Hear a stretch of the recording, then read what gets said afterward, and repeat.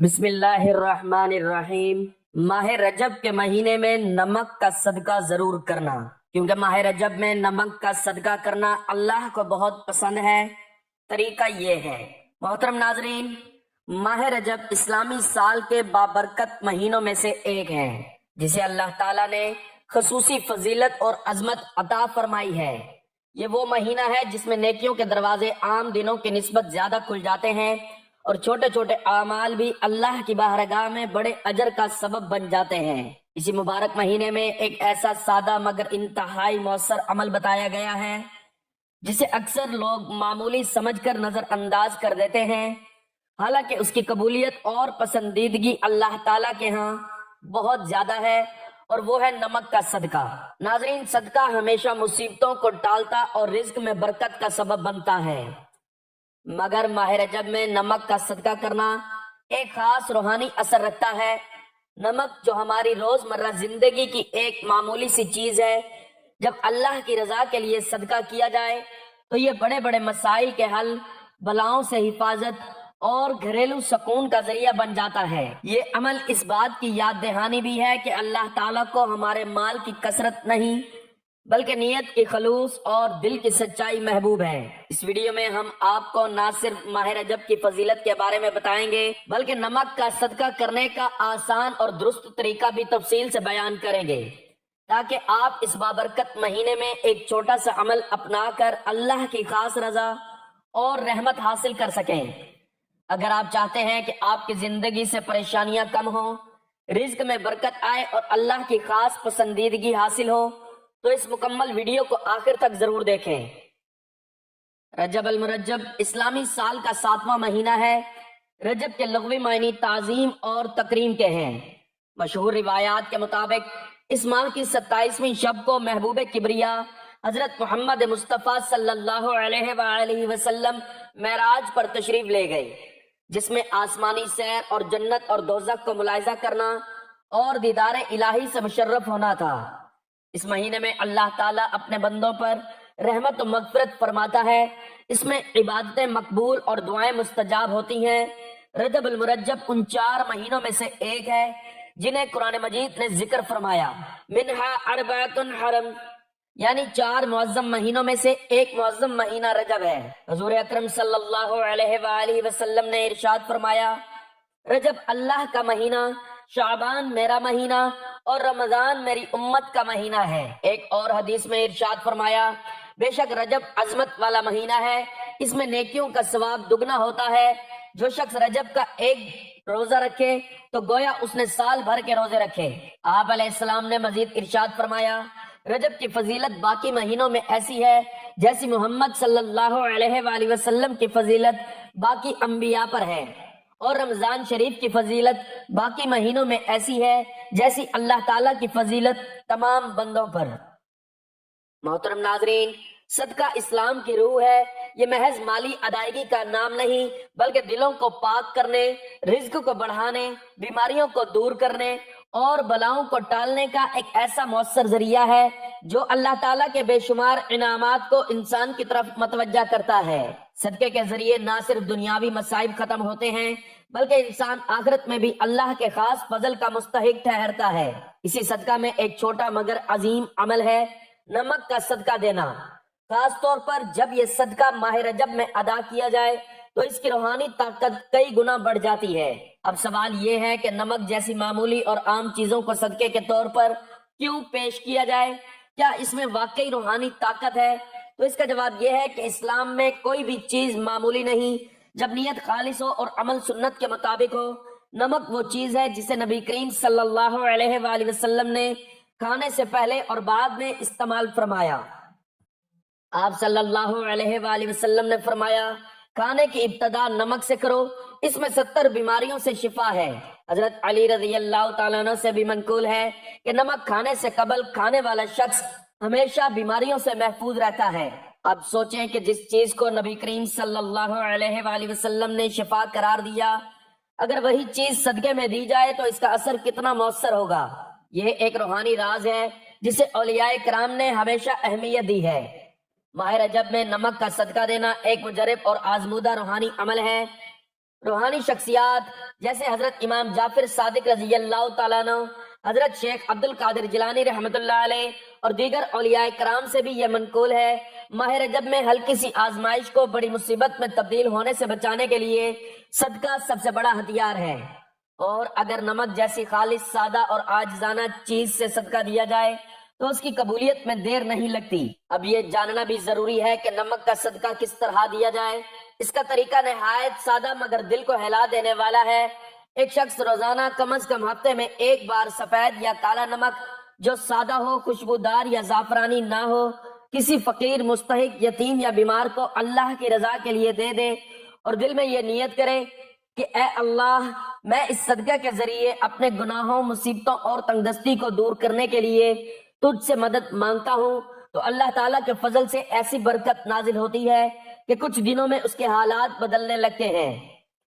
اسی عمل کی بدولت لوگوں نے دیکھا کہ بند کاروبار دوبارہ چلنے لگا، قرض داروں نے قرض اتارنا شروع کر دیا، بیماریوں میں افاقہ ہونے لگا، گھروں کے جھگڑے ختم ہونے لگے، ٹوٹے رشتے جڑنے لگے، اور سب سے بڑھ کر یہ کہ دل کو سکون اور روح کو طمانینت حاصل ہوئی۔ یہ سب کچھ ممکن ہوا ایک چھوٹے سے عمل سے، یعنی نمک کا صدقہ، جو کہ صرف اللہ کی رضا کے لیے ماہ رجب میں ادا کیا گیا۔ ایسے بے شمار واقعات صوفیہ کی کتابوں اور عوامی تجربات میں ملتے ہیں جہاں صرف نمک کا صدقہ دے کر انسان نے اپنی تقدیر بدل لی۔ یہ اللہ کا کرم ہے کہ وہ معمولی سے عمل میں بھی اپنی رحمت ڈال دیتا ہے۔ ناظرین، اسلام کی تعلیمات ہمیں یہ سبق بھی سکھاتی ہیں کہ جو چیز آسان ہو، سستی ہو، ہر بندہ کر سکے، وہی زیادہ قابل عمل ہوتی ہے۔ نمک ایسا ہی ہے، آپ کو بڑے خرچے کی ضرورت نہیں، کسی خاص وقت کا انتظار نہیں، اور نہ ہی کسی پیچیدہ طریقہ کار کی ضرورت ہے۔ بس نیت کر لیں، نمک لے لیں اور مستحق کو دے دیں، ساتھ میں دل سے دعا مانگے، اللہ تعالیٰ سے تعلق قائم کریں، اور پھر اللہ کا کرم اپنی آنکھوں سے دیکھیں۔ ماہ رجب میں جب اکثر لوگ بے چینی، خوف اور غیر یقینی کی کیفیت کا شکار ہوتے ہیں، تب یہ چھوٹا عمل ایک عظیم روحانی ڈھال بن جاتا ہے، اور جب کوئی بندہ اخلاص سے اللہ کے راستے میں کچھ دیتا ہے، چاہے وہ معمولی ہو، اللہ اسے کئی گنا زیادہ عطا کرتا ہے۔ قرآن میں اللہ تعالیٰ فرماتا ہے، ترجمہ: جو لوگ اللہ کی راہ میں مال خرچ کرتے ہیں، ان کی مثال اس دانے کی سی ہے جس سے 7 بالیاں نکلیں اور ہر بالی میں 100 دانے ہوں۔ نمک اگرچہ دنیاوی اعتبار سے قیمتی نہیں، لیکن روحانی اعتبار سے یہ وہ دانہ ہے جو سینکڑوں گنا پھل دیتا ہے، خاص کر جب اسے رجب کے مہینے میں خالص نیت سے صدقہ دیا جائے۔ یہی وجہ ہے کہ اولیاء کرام نے فرمایا، ماہ رجب میں اگر تم نے نمک کا صدقہ دے دیا تو تم نے گویا اپنے سر سے بلاؤں کا سایہ اتار پھینکا۔ آج کے دور میں جہاں مہنگائی، بے روزگاری، نفسیاتی دباؤ اور خانگی جھگڑے عام ہیں، ایسے میں یہ عمل کسی نعمت غیر مرکبہ سے کم نہیں۔ آپ خود بھی یہ عمل کریں اور دوستوں کو بھی اس کی ترغیب دیں، کیونکہ جو شخص دوسروں کی خیر کا باعث بنتا ہے، اللہ اسے دنیا و آخرت میں عزت، دولت اور کامیابی عطا فرماتا ہے۔ ناظرین، آج کا عمل ماہ رجب میں نمک کا صدقہ دینے کا عمل ہے کہ جس کا صدقہ دینے سے چند ہی دنوں میں دولت مند ہو جاؤ گے۔ صدقہ کرتے ساتھ ہی اور دولت کی تنگی کا خاتمہ ہو جائے گا، جس کے بعد گھر میں رزق آنے لگے گا، دولت آنے لگے گی، برکت ہی برکت ہو جائے گی۔ اگر آپ کاروبار کر رہے ہیں تو آپ کا کاروبار دن دگنی رات چگنی ترقی کرنے لگے گا۔ اور پیارے بہن بھائیوں، اگر آپ کچھ بھی نہیں کرتے، آپ کا کوئی ذریعہ معاش نہیں، کوئی ذریعہ نہیں جہاں سے آپ کو پیسے آتے ہیں، تو آپ کو وہاں سے رزق اور دولت ملنے لگے گا جہاں سے آپ نے سوچا تک نہیں ہوگا۔ آپ کے وہم و گمان میں بھی نہیں ہوگا کہ مجھے کبھی وہاں سے بھی دولت، پیسہ اور رزق مل سکتا ہے۔ دولت، پیسہ اور رزق مل سکتے ہیں۔ تو ناظرین، نمک تو ہر گھر میں موجود ہوتا ہے، جو کہ قیمت میں بہت ہی کم ہے۔ بس آپ تھوڑا سا مٹھی بھر نمک لے کر اس کا صدقہ کر دیں، اور صدقہ کرنے کے بعد آپ کے گھر میں دولت اور پیسے، رزق کے جتنے مسائل ہیں ختم ہو جائیں گے، اور آپ دولت مند ہونا شروع ہو جائیں گے۔ اس سے اچھی اور چیز کیا ہو سکتی ہے کہ رجب کے مہینے میں نمک کا صدقہ کیسے دیا جاتا ہے، اور صدقہ دیتے وقت آپ نے کن باتوں کا خیال رکھنا ہے، میں آپ کو بتانے والا ہوں۔ جس طریقے سے نمک کا صدقہ دینے کا طریقہ بتانے جا رہا ہوں، اس طریقے سے آپ نے ماہ رجب میں نمک کا صدقہ ایک بار ضرور دے کر دیکھنا ہے۔ انشاءاللہ تعالی آپ کے تمام مسئلے مسائل، تمام پریشانیاں دور ہو جائیں گی۔ नाजरीन, एक शख्स दाता अली हिजवेरी गंज बख्श रहमतुल्लाह अलैह की खिदमत में हाजिर होता है और कहने लगता है कि मैं पहले बहुत ज्यादा अमीर हुआ करता था। मेरे घर में पैसे, दौलत और बरकत की कोई कमी नहीं हुआ करती थी। मेरे एक नहीं बल्कि कई कारोबार चला करते थे और हर कारोबार में मुनाफा ही हुआ करता था। मेरे पास जमीन हुआ करती थी, मवेशी हुआ करते थे, मेरे पास बहुत नौकर चाकर हुआ करते थे। लेकिन अचानक पता नहीं क्या हुआ, हर तरफ से मुझे नुकसान होने लगा। मेरा पहले एक कारोबार नुकसान में गया, जिसके बाद मैंने बंद कर दिया, फिर दूसरा, फिर तीसरा, और अब ऐसे करके मेरे कारोबार बाकी नहीं बचे। जिसके बाद आहिस्ता आहिस्ता मेरी जमीनें बिकना शुरू हो गई, मेरे मवेशी मरना शुरू हो गए। मैं जो नया कारोबार शुरू करता, जो काम करता, उसमें नुकसान ही होता। मुझे समझ नहीं आ रही। अब तो नौबत यहाँ तक आ गई है कि एक वक्त का हम खाना पेट भर कर खाते हैं, दूसरे वक्त हम थोड़ा सा खाते हैं ताकि अगले वक्त के लिए खाना बचाया जा सके। मुझे समझ आ रही है कि मैं अर्श से फर्श पर कैसे आ गया। मुझे कभी लगता है कि किसी ने मुझ पर कुछ करवा दिया है, तो कभी लगता है कि मेरी किस्मत ही बुरी है। अब आप ही मुझे बताएं कि इन तमाम मसाइल की क्या वजह है। उस शख्स की बात सुनने के बाद दाता अली हिजवेरी कुछ देर के लिए उसकी पेशानी की जानिब देखते हैं और कुछ सोचते हैं, और उसके बाद कहने लगते हैं कि असल में तुम्हारे पर कुछ रूहानी मसले जा रहे हैं। कुछ रूहानी मसाइल की वजह से ये तमाम मसले, परेशानी और गुर्बत तुम्हारी जिंदगी में आ रही है। और जब तक ये रूहानी मसले दूर नहीं होते, तुम कभी भी ना तो दौलतमंद हो पाओगे, ना ही खुशहाल, बल्कि तुम इतने गरीब हो जाओगे कि दो वक्त का खाना भी ठीक से नहीं खा पाओगे। उस शख्स का कहना होता है कि कौन से रूहानी मसले, मुझे कुछ तो बताएं।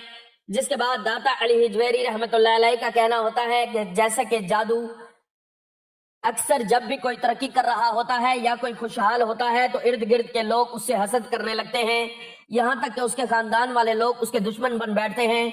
अब जाहिर बात है, दुश्मनी की कोई ना कोई वजह होती है।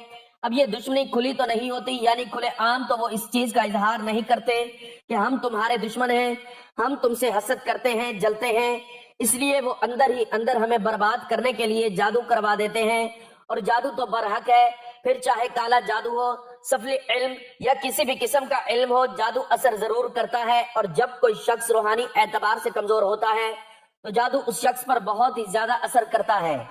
इसी तरह हसद और जलन के मारे रिश्तेदार बंदिश करवा देते हैं। प्यारे बहन भाइयों, बंदिश का अमल करवाना इतना आसान है कि आप अंदाजा नहीं लगा सकते। वैसे तो बंदिश का अमल कई तरीकों से किया जा सकता है, लेकिन बंदिश करने का एक तरीका यह भी है कि एक ताला लिया जाता है, उस ताले पर उस शख्स का नाम लिखा जाता है जिस पर बंदिश करवानी होती है, और एक लफ्ज को 7 बार पढ़ा जाता है। वो लफ्ज क्या है मैं आपको नहीं बताऊंगा, क्योंकि अक्सर लोग इसका गलत इस्तेमाल कर सकते हैं। जैसे ही 7 बार वो लफ्ज उस ताले पर पढ़ा जाता है, ताले को बंद कर दिया जाता है और उस ताले को या तो कुएं या फिर नदी में फेंक दिया जाता है। और जब तक ये ताला कुएं या नदी में मौजूद रहता है और खोलकर उस ताले को फेंका नहीं जाता, नदी और कुएं से बंदिश होती रहती है। फिर अगर बंदिश कारोबार पर करवा दी गई है तो कारोबार नहीं चलेगा, रिश्ते पर करवा दी गई है तो रिश्ता नहीं होगा, उसके बावजूद कि लड़का और लड़की बहुत खूबसूरत और आला तालीम याफ्ता ही क्यों ना हो। इसलिए बंदिश का अमल भी बेहद खतरनाक है। लेकिन माह रजब में नमक का सदका देने से कितना ही सख्त जादू हो या बंदिश हो, सख्त से सख्त जादू और बंदिश खत्म हो जाती है। इसी तरह अगर नजर बद की वजह से तमाम मुसीबतें और परेशानियां आ रही हैं तो नमक का सदका देने से नजर बद उतर जाती है। नाजरीन, नमक का सदका देने के लिए आपने बिल्कुल थोड़ा सा नमक ले लेना है। बेशक आप 1 चम्मच ले लें या 1 मुट्ठी नमक ले लें, जितना मर्जी आप नमक ले लें। बस आपने थोड़ा सा नमक लेकर उसे एक कटोरी में डालकर अपने सामने रख लेना है। और ऐसा कोई घर जहां नमक मौजूद नहीं होता, क्योंकि हर घर में ही खाना पकाने के लिए नमक का इस्तेमाल किया जाता है। प्यारे बहन भाइयों, नमक कितना बरकत वाला है इसका अंदाजा आप इस चीज से भी लगा सकते हैं कि जिस खाने में नमक शामिल ना किया गया हो वो खाना आपको जायका ही नहीं देता। फिर चाहे आप भुना गोश्त ही क्यों ना पका लें, लेकिन अगर आप उसमें नमक शामिल नहीं करेंगे तो भुना गोश्त भी आपको जायका नहीं देगा। उस गोश्त के मुकाबले में अगर आप कोई भी सब्जी पका लें लेकिन उसमें बाकायदा नमक शामिल करें, वो सब्जी भी आपको गोश्त से ज्यादा मजा देगी। ये नमक ही की बरकत है। तो आपने थोड़ा सा नमक लेना है और उस नमक को किसी भी बर्तन में डालकर अपने सामने रख लेना है। अब आपने एक दफा बिस्मिल्लाहिर्रहमानिर्रहीम पढ़नी है और 3 बार आपने दुरूद शरीफ पढ़ लेना है। कोई सा दुरूद शरीफ पढ़ सकते हैं, चाहे तो दुरूद इब्राहिमी पढ़ लें या चाहे तो कोई छोटा दुरूद भी पढ़ सकते हैं। एक बार सवाब की नियत से मेरे साथ भी दुरूद पाक पढ़ लें। اللهم صل على محمد وعلى آل محمد كما صليت على إبراهيم وعلى آل إبراهيم إنك حميد مجيد.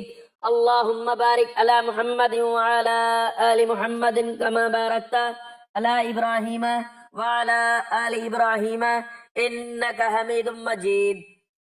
تو جب آپ 3 بار درود شریف پڑھ لیں تو اس کے بعد آپ نے پورے 33 بار پڑھنا ہے لا حول ولا قوت الا باللہ. یعنی آپ پڑھیں گے لا حول ولا قوت الا باللہ، یہ 1 بار ہو گیا. پھر پڑھیں گے لا حول ولا قوت الا باللہ، یہ 2 بار ہو گیا. اس طرح سے آپ نے پورے 33 بار پڑھ لینا ہے. جب بھی کوئی شخص کہتا ہے تو وہ اس چیز کا اقرار کرتا ہے کہ وہ بے بس ہے، اس کے اندر نہ تو نیکی کرنے کی طاقت ہے اور نہ ہی کوئی بڑا کام. وہ جو کچھ کرتا ہے پھر اللہ کی دی گئی طاقت کے بلبوتے پر ہی کرتا ہے. لا حول ولا قوت الا باللہ پڑھنے سے انسان اپنی بے بسی کا اقرار کرتا ہے.